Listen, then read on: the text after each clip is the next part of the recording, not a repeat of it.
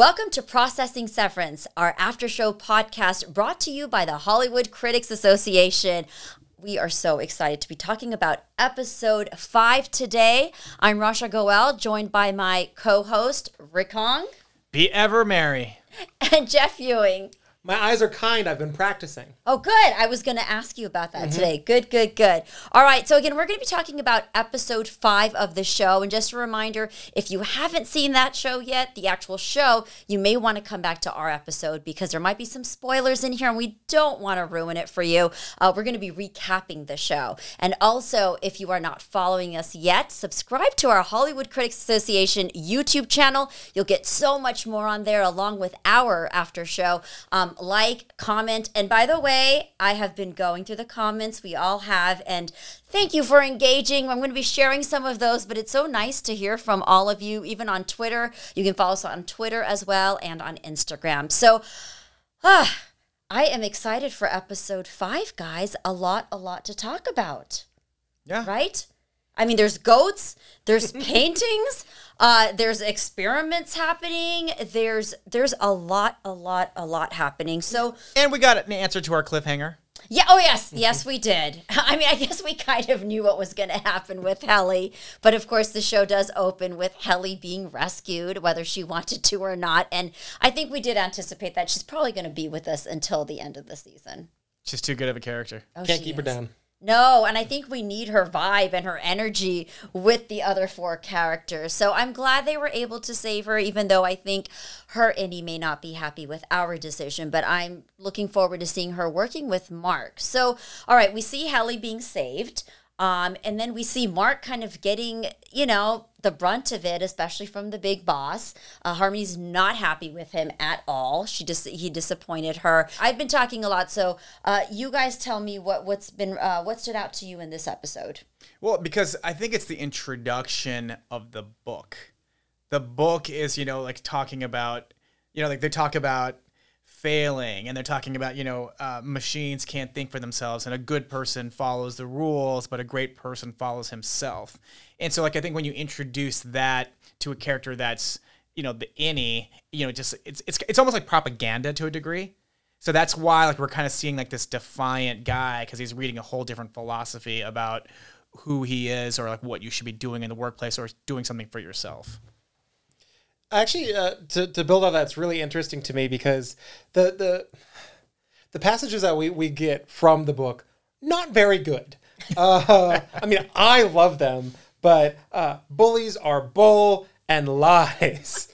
They can't crucify you if your hand is in a fist. They totally can, practically. That's not really useful. But the thing is, it's not very good. So the fact that it still speaks to them and gives them a sort of linchpin for resistance, and kind of provokes them to think about themselves at work in a different light, says a lot about how restrained and constrained and just kind of dead inside they were going about the motions as far as they're concerned, a permanent innie. Well, and piggybacking off what you said, Rick, about the machines, right? So one of the quotes that I wrote this down because it stood out to me was that it was not me who was wrong, but literature itself. And to truly find my place in that world, I would first need to break it entirely. So that just really stuck with me because I feel like a lot of people in real life might be dealing with that. Like when you're working and you're just going on through this monotonous schedule every day. I don't know, I loved its usage in the show, but it just made me think about it's kind of a reflection of what many people are dealing right now and have dealt with throughout the pandemic as they're making choices of staying at jobs or leaving. Well, there's also the thing right now, too. I mean, just literally just a couple days ago where they're talking about how a lot of the tech companies now are changing their rules about working from home. Now they're kind of saying, okay, you need to come in a few days a week. And they're saying because of this. Well, that's because our president is kind of wanting to make those changes too. Yeah, so you're going to see some people mass exodus and this and that, and then I even saw somewhere else where they're even saying that certain people will just are allowing themselves now not to be this go-getter. They're just going to coast. They're just going to sit there and say I'm just going to coast. I'm just going to do the bare minimum at my job, versus trying to get that promotion or trying to get those numbers and everything like we see in this. That's what's so great about the show is, you know, those philosophies and those ideas and everything. But I think that's why this show is so captivating, right? Because it does kind of make you, once you watch an episode, you kind of think beyond just watching the episode and what these characters are doing. Because, I don't know, I feel like they're subconsciously planting a message in our minds as well, or sharing something with us. Yeah, I mean, I think it's really relatable because, I mean, like you're saying right now, we see a lot of people rejecting work, rejecting bad jobs, wanting things to be different, wanting more agency in their schedule and in their how they spend their life. But it's interesting to me because this show really shows their day-to-day life, and their company won't love them back. And being that all day long is not making them the person they want to be. And we've all had, the vast majority of us, perhaps, except for the lucky 0.01%, have, had a lot of jobs that don't make us our best selves, that don't speak to our real interests or goals. And but they still create us as we do them. And so at a certain point, you have to make a choice. And that's what these characters are really starting to realize. Yep, and I want to talk a little bit more about that. I just want to take a minute, though, especially for those of you who've been interacting with us on YouTube or even on our emails, by the way. So our email, again, is shows@hollywoodcriticsassociation.com. Make sure to put Severance in the subject. But some of you wrote in and shared a couple things with us, and so I'm going to share two right now. One of them was about Mark's brother-in-law. So somebody predicted from the last episode, and this is Zoe Takahashi. Hats off to you, Zoe. Mark's brother-in-law will probably ask him if he's read his book, and Mark won't have any idea what he's talking about since Miss Selvig took it. This may lead to Outie Mark becoming more curious as to who took it and why. So I feel like you were onto something, because we do see the book being discussed in this episode. And let's jump to that scene. I enjoyed seeing Mark interacting with his sister, Devon, and, the baby's coming, they're expecting it. So now we're getting to see the outie world a little bit more, since we had been seeing kind of more of the innie, right? In the previous episode. So I love seeing that. But that conversation between him and the brother-in-law, while she steps out for coffee, is just hilarious. And they're hanging kelp. I mean, that right there just tells me about Rickon. Yeah, and telling, telling secrets, They have very odd rituals, but I just love how concerned he was, like it's an advanced copy. I don't really think that people are piling over each other to break the copyright on your text, friend. I really don't think so. But, it provides enough. The weirdness of it, I think, is catchy enough to be powerful for the innies. In the outie world, who knows? But as far as they're concerned, all they've ever seen book-wise is Kier's literature. So, a little bit of novelty is good for them. Yeah. You get to see the kind of the neuroses of Rickon. The guy that's writing this weird literature that you were commenting on. It's kind of like this weird, philosophical babble. And then, and then he has the nerve just to be like, I'm hurt that, I gave this thing to you 5 days ago and you have not responded. It's just kind of like, what, dude? So you get an idea about the kind of person that's writing this stuff too. So it's good. It's subtle, but it's in there. You definitely get an idea of his character. And, if I go, I'm jumping here, but I want to go back into the office setting. And an important, I think, comic kind of situation was when we see Melchik and Mark sitting. And this is when he's supposed to kind of bring, Helly back in and work with her. And he asks him, do you know how to make your eyes kind? So what's been interesting about the episodes thus far is there's subtle comedy, right? You'll see Dylan with his quirks or Irving or Burt make comments. But this, to me, I actually thought that entire scene was so funny. Just the way Mark was responding, the way Milchick was asking, there was that real moment of comedy for me as an audience member watching it. What did you guys make of that scene? Adam Scott's lucky that he has those big eyes. If he doesn't have those big expressive eyes where we can kind of see just this subtle you can't see with my eyes, but but it's literally above you. Yeah, but with his eyes and I can only imagine just sitting there acting, and they probably at when he's looking at the script, he's probably looking in a mirror too. like trying to just practice, say like, how effective can I get it to be? So it's a good scene, right? Just a good like just scene of just a little bit of comedy or just a little bit of relief. Yeah, and then his first attempt at using tying dyes, and it ends up like this. It's not exactly the intended effect. But it's funny to me because Milchick is clearly performative emotionally, because, you know, at the end of the day, he will pretend to be nice to you, and they've acknowledged that, like, oh, he's being nice right now, but he's just the company's machine, you know? Completely. Well, then, like I said, he's HR, so he's actually the enforcer. Like, HR is never your friend. No. So in this situation, right, it's like they want to be your friend until they don't. Yeah. But in this situation, too, he's not really making a lot of decisions. There's that one scene where he goes up to Harmony and asks her what she's doing with Miss Casey. And I remember that response of Harmony saying, well, I'm trying an experiment. You know, and she doesn't tell him exactly why she did it or what she's doing, what the purpose is. So he is like, he's just executing whatever the rules are and just following the rules and making sure things get done. I think a lot of different things happened in this episode, though. I think episode 5 gave us many, many different nuggets. You know, we see the interaction with Mark and his sister saying, I think there's something going on here. Mm-hmm. And that's what I'm saying. Like, that's the interesting thing about the show. And it made me think even more is that, you know, like I kept talking about the 90-10, the 70-30, about any Mark and outside Mark. You know, it's something like they're coming to a middle somewhere. Or like that's what we're being shown. So then think about, this is a little bit off the thing, but think about Helly, where she is like, any Helly is nowhere near outie Helly.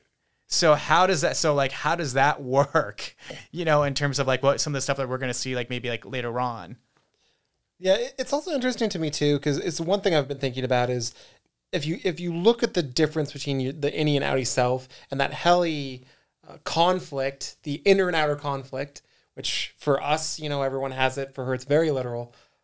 It's so interesting to me because there's so many ethical questions that I think about, especially when we go back an episode and we're watching that video to ourselves, and now we're watching the aftermath, where, you know, meaningfully, they don't really have rights within Lumen grounds. They can't quit. It's dependent upon this other external self. You know, they're suffering and doing things out of desperation to themselves because they can't, you know, they don't have recourse. It's a weird little unfree fiefdom once you're, you know, in the elevator. Well, I think that still remains to be seen, right? Because we are kind of at the beginning of a shift right now. We're starting to see each of these characters question things. I mean, let's just take Irving, for example. I think he's one of my favorites. You know, I'm starting to see this very vulnerable side to him. Like, he's kind of an innocent baby as well, but he wants to push the envelope, but he's a little scared. He always follows the rules, wants to listen to what the handbook says. And we see that fun scene between him, Dylan, and Burt when Dylan locks Burt up in that conference room by saying that he's attacking Irving. And it's hilarious. And Irving's going crazy saying, we need a manager. Like, there's so much chaos going on in there. But at the same time, you're seeing this beautiful love story that's happening between Irving and Burt. I mean, there was a lot happening in that scene. It was a fast moving scene, but I felt like a lot of little innuendos were being shown in that scene. Yeah, I definitely think so. It's the ultimate third wheel problem with Dylan there. But, you know, I love that they keep in this episode reinforcing the growing connection between Irv and Burt, because they're super cute together. And they both need someone in company grounds. And I feel like this is the sort of thing that you know, all the characters needed a different type of push to move them from their earlier complacency to the characters they're becoming. And for Irv, who's so by the book, he needed to have a little different type of meaning. And Burt gets him and can help him grow through his connection to the literature. Like, oh, well, Keir says this, so this next step is okay. And he knows how to talk to him. Like the great thing about this scene is that it's very clear in the sense of, you know, Dylan being like, are you sweet on this guy? You know, so it basically just gives us some sort of an answer of where, like, you know, like to see where Irving's at. And then also same thing from Burt's side. He's just like, what are you doing in here? Well, you know, you weren't I wasn't sure if it was like this or that. So like I was trying to think of like some sort of good joke and everything. So like it's very clear that like there is a relationship there that wants to form and everything, and like they're being very clear in the show with like having Dylan ask the question and like Burt's gestures and everything, that like, okay, the weird things we're seeing aren't just like a work connection, a Lumen connection. It's like there's like a deeper thing going on with the two of those guys. But in general, that's what I was saying, is like with each of these characters, we're really starting to see a little bit more in depth, I guess I would say. Like they're not just these machines that they're supposed to be. Now we're starting to see things where there are some feelings. There's the emotion of trust. We're seeing the feelings of love. So it's almost like we're seeing them beyond what they were originally programmed to be. And it's going to be interesting to see how they all work together to fight the system. One thing, too, that I do want to bring up is the black tar. We've seen that now a couple of times with Irv only, which is so interesting, too. Like, why does Irv only see the tar? And what does that black tar stand for? Because for me, I just feel like it's darkness that's taking away from his light. It's some type of memory that's being blocked for him. I don't know, or it could be a malfunction in the chip. Yeah, it could be. It's a little hard to say, but it's definitely reaching a crisis point to the level where he sees it coming out of Mark and impeding in their interaction, right? But it's so far as we can tell, it's specific to Irv's experience, and we don't know what it means because we still don't know what his outie life is really like. I still think it might be a bit of like you're saying, a malfunction in the chip, that something from his exterior life is starting to bleed into his experience. But I also think if we were to really break it down, I'm sure it also has really strong metaphorical meaning too. Yeah, because we saw it, like he's got like his, looking at his fingernails, the dirt underneath his fingernails. So like, right, it could be like you were saying, like something from the outie world that's there, and like that's why we're seeing that, and that's a piece of the malfunctioning of the chip. And we cannot forget the baby goats. Okay, so, I'm sitting here watching this episode. I'm like, all right, what's going to come next? What's happening? And all of a sudden, we go into this scene with Mark and Helly walking into this room, and there are baby goats. But even the man who's kind of feeding these baby goats, it's a very eerie scene. Now, I definitely feel he belongs to corporate somewhere, I don't. There's something kooky and eerie about him, but just the way the interaction is with the goats. But my question was, what are the goats being used for? I mean, is there blood being drawn, or is the blood going into those chips, or where are these goats going? Because we just see them for that short period of time, and then they're gone. There's no reference in the remainder of the show to them. Yeah, I think it's interesting too, because at the end of the day, even though Lumen's still mysterious, everything they do is for the kids, which in this case is about the baby goats. No, seriously. Thank you. Thank you, Jeff.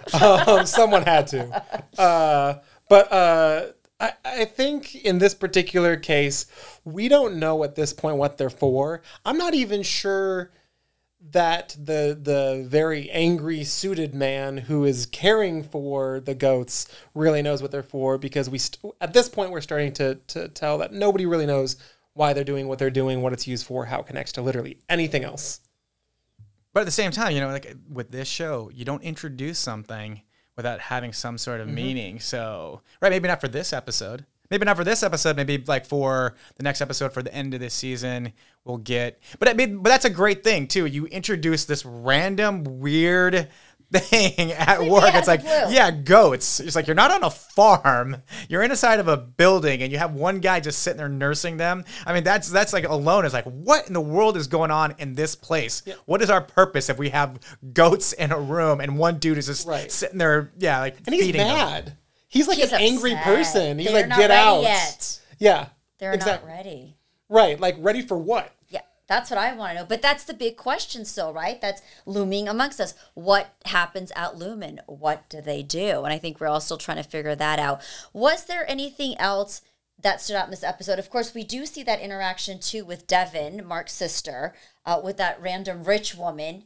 And she's just taken by her in this baby delivery camp place. And as you know, as Mark says, it's like medical facility. He's like, is that what we're calling this place? You know, because I was like saying cabin. You know, like because like that's what was interesting about the episode was that when we got there, I was like, it's like these weird random cabins. You know, but he's like saying medical facility. And, it's like a baby Airbnb. Yeah, yeah. Very haunting, though, again. I mean, even in this episode, too, even though we have so many different nuggets and several different scenes, there's always something that's kind of jarring that you're left with, or even just haunting that makes you question, where is this going? So just like you said, I mean, there's a purpose for it. It's going to lead to something. But what does it all mean in this frame? You know, and I can only think with those baby goats, too. Like, so I think in Gaelic, I looked it up. I look in Gaelic, Kier means it's like small dark one. So, you know, if we're talking like sacrifices or something, you know, because baby goats. Yeah. So they're sacrificing the baby goats? Hope not. I hope not either. But maybe, though, because this place is creepy and cult-like. I do want to mention, I feel like we have to mention the artwork, though. Of course. I was going to come to that. The paintings. Same mind. What's going on? That was a huge thing in this episode, and especially because the paintings have been seen by Dylan now. And let's just rewind back a little bit. So we already know that Irv has gone with Burt to the O&D department, right? The optics and design department, which already is just a really big deal. But now Dylan is brought in. Now the interesting thing is that there's two similar paintings, but they're exactly not the same. And I thought that was so interesting how Irv noticed that the tags in each of the paintings were different. And it started making him question what, again, is happening at this company. Mm-hmm. Well, because it's interesting that the first one, too, is Milchick intentionally sort of like planting it to dissuade Irv from his little rendezvous in O&D, which between that and the fact that each department has their own different one showing the other one sort of cannibalizing its the contrary department, and they have this long-standing history of mutual distrust and weird stories. I definitely think that it's so interesting because Lumen really, it not only doesn't want you to know what you're doing with your own work, but it definitely doesn't want the different departments talking to each other. It's bizarre, but it's a good way to keep people away from each other, to instill that fear. Because we saw it with Dylan, at least. Dylan, for sure, you know, had like that from the get-go. Yeah. Absolutely. He has a lot of fear. And, you know, it just takes me back to that thing, too, again, that everybody is part of a big experiment here. You know, everything is constantly being experimented, even with the placement of these pictures. So the value of these workers is pretty much zero. They don't really care. They're just constantly running these tests, trying to figure out whatever it is that they're trying to do. But there is really no human value worth. And I wanted to share a comment that had come in through our emails from John Dill. And John, this is so interesting. He says, what we are seeing in the office is an implanted reality. The work they are doing the work they are doing is in reality nefarious and not mundane. The clue of you are murdering people 8 hours a day is not extraneous. That very, very clever theory. I think there's something to be said about that. I mean, if you dive deeper into the situation with these paintings and these employees. And thank you, John, for sharing that. I love how you really dove deeper into what's happening into this office. Yeah, it's kind of interesting to speak to that because they're so far removed from the consequences of their activity that they have this weird emotional connection driving them through changing these numbers. But they have so many different theories as to what they're even doing. They absolutely could be doing all sorts of nefarious things with their stuff. That's what we watch. We're still like, that's like one of those answers that we have not gotten yet, and we're at the halfway point. I know. But, I mean, how did you guys overall feel about episode 5? I have to say it was one of my favorite episodes because I really enjoyed all the different scenes that were incorporated. And I did feel that it was constantly building up to something. And I'll say, you know, for people who are watching this show, I do think Severance is one of those shows that possibly when you watch the first or second episode, you may think it's slow. The pacing is slow. You may not get into it. But as you continue to watch, you'll notice that the pacing of the show starts building up. You'll notice that with the music. You'll notice that with the dialogue and just with each of the characters. But I just love the build up. And I even felt in episode 5, we saw a lot more scenes that were cut together than previous episodes. Yeah, because Stiller has done like the first batch. This is Aoife McArdle has been doing this like next batch. She did this one, and even like when we were watching the beginning, like we all are waiting in like suspense about Helly. Is she gonna live? Is she gonna die? And like they did some clever things with that, in terms of just her like going up the elevator and then the guy upstairs not being there. Yep. And then you see like Grainer running down the hall and everything, and Mark's in there, and so. Yeah, I think she did a great job with just executing this. And then just even as they're walking down the hallways, the lights coming on. It's not like the hallway's completely lit. As they walk, the lights come on and they turn off and everything. So, yeah. And I also think that another thing that's really kind of enhancing this feeling of a quickening pace is the fact that the characters' actions are getting bigger and bolder episode by episode. And the counter reactions are also getting bigger and bolder, where now they're starting to do different rogue tests on our protagonists, and our protagonists are acting out more and with, more ferocity and more, just larger changes here and there. And it's getting really exciting. And I really look forward to seeing what they do next.